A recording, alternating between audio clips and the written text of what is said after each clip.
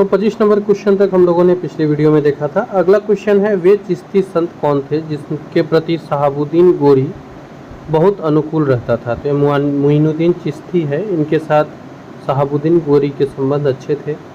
इल्मे इलाही मुहम्मदी नामक रहस्यवादी सिद्धांत का प्रतिपादन किस सूफी संत ने किया था।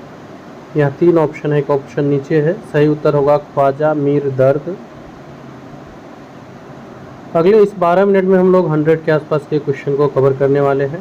काम रूप में वैष्णव धर्म का प्रवर्तन शंकर देव ने किया था। कौन भारतीय सूफी संत मुजाहिद कहलाता था। तो ये शेख अहमद सरहिंदी है, इन्हें मुजाहिद कहा जाता था।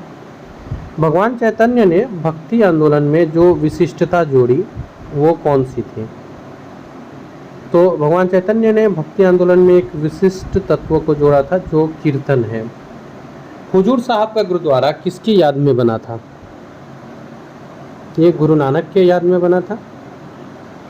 भारत में चिश्तिया सिलसिले की स्थापना किसने की थी। मोइनुद्दीन चिश्ती है चिश्तिया सिलसिले के संस्थापक।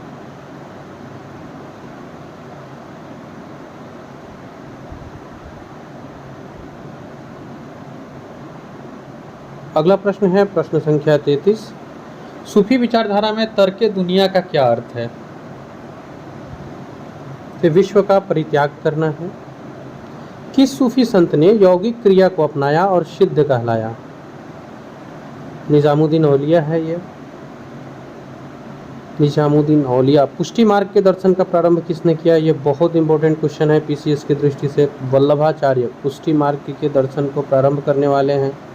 सूफी में तुर्क अल्लाह की उपाधि किसे दी गई थी। खुसरो, मोइनुद्दीन चिश्ती, निजामुद्दीन औलिया या शेख सलीम चिश्ती। तो तुर्क अल्लाह की उपाधि जो दी गई थी वो दी गई थी अमीर खुसरो को। प्रश्न संख्या 37 पे आते हैं। किसने कहा था दिल्ली अभी दूर है। ये प्रश्न तो कई बार एग्जाम में भी रिपीटेड हुए हैं। निजामुद्दीन औलिया है ये। अगला प्रश्न है हमारा प्रश्न संख्या 38। कोई भी सपना साकार करने के लिए सबसे जरूरी है सही कोच का होना। दे अपने बच्चे को सही कोचिंग का वरदान अचीवमेंट जोन के साथ और करे उसके बीपीएससी, यूपीएससी, एसएस6, सीटीएटी का सपना साकार। Download the app now. किस सूफी सिलसिले ने नियमित यौगिक क्रिया को अपनाया था। तो ये सतारी सिलसिला है, इन्होंने नियमित यौगिक क्रिया को अपनाया। किसने कभी संन्यास ग्रहण नहीं किया था। तो ये वल्लभाचार्य जी हैं, इन्होंने संन्यास ग्रहण नहीं किया था। सूफियों में अलख किसे कहा जाता है। तो अब्दुल कुद्स गंगोही को अलख कहा जाता है। योग कलंदर नामक पुस्तक के रचयिता कौन थे।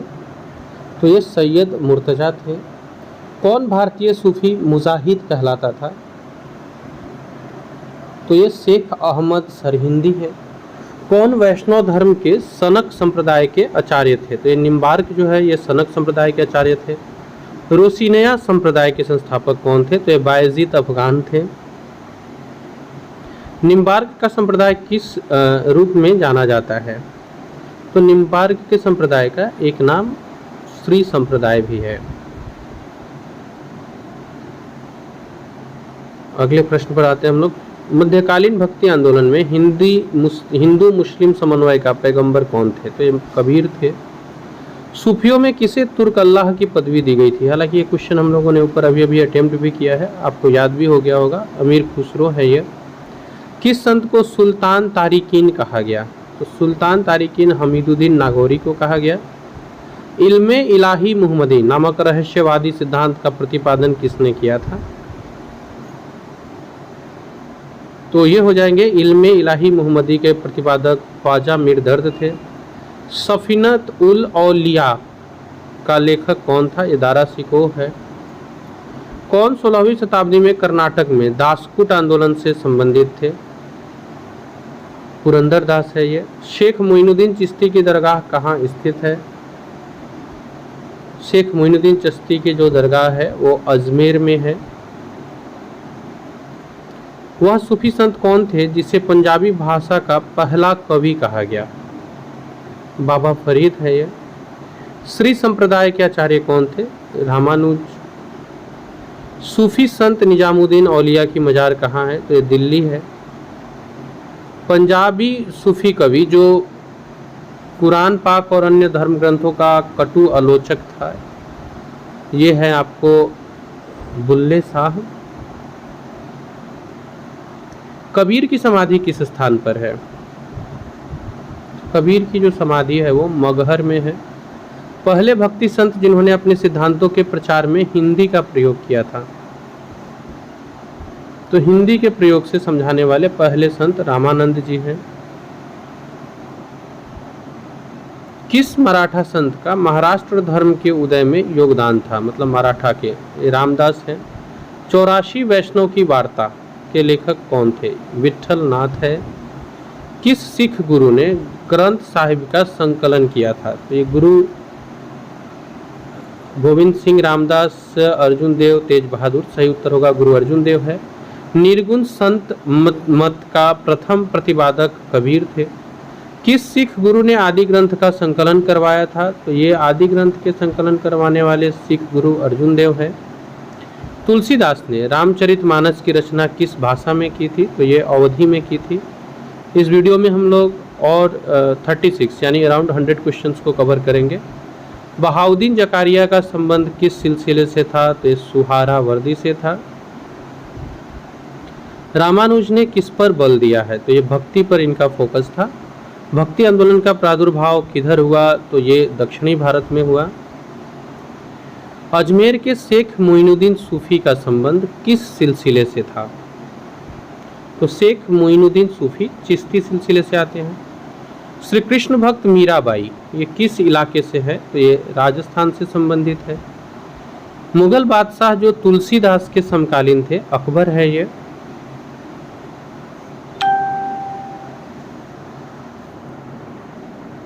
प्रसिद्ध सूफी संत अमीर खुसरो ये किनके शिष्य थे?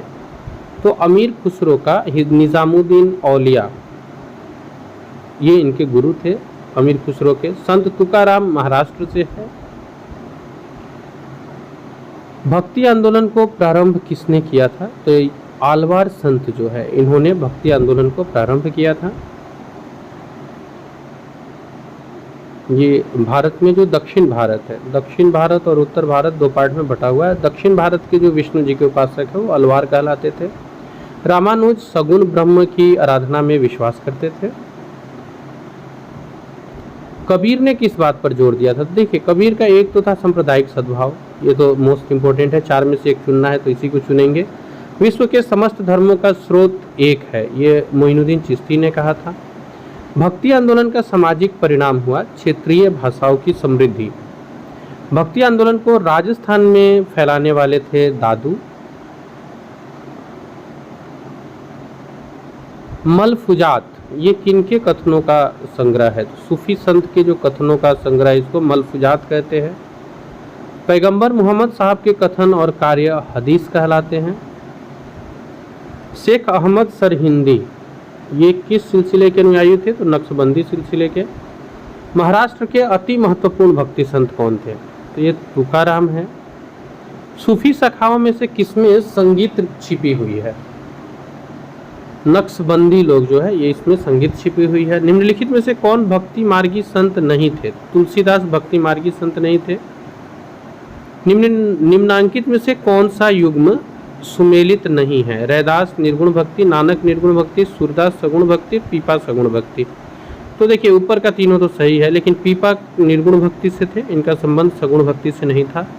बीजक किनके द्वारा रचित है? तो कबीर के द्वारा रचित है। कबीर के गुरु कौन थे? तो ये रामानंद थे।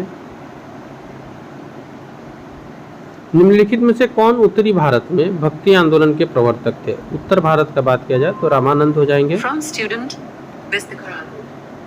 सूफी अनुयायियों को क्या कहा जाता था? तो ये मुरीद कहते थे।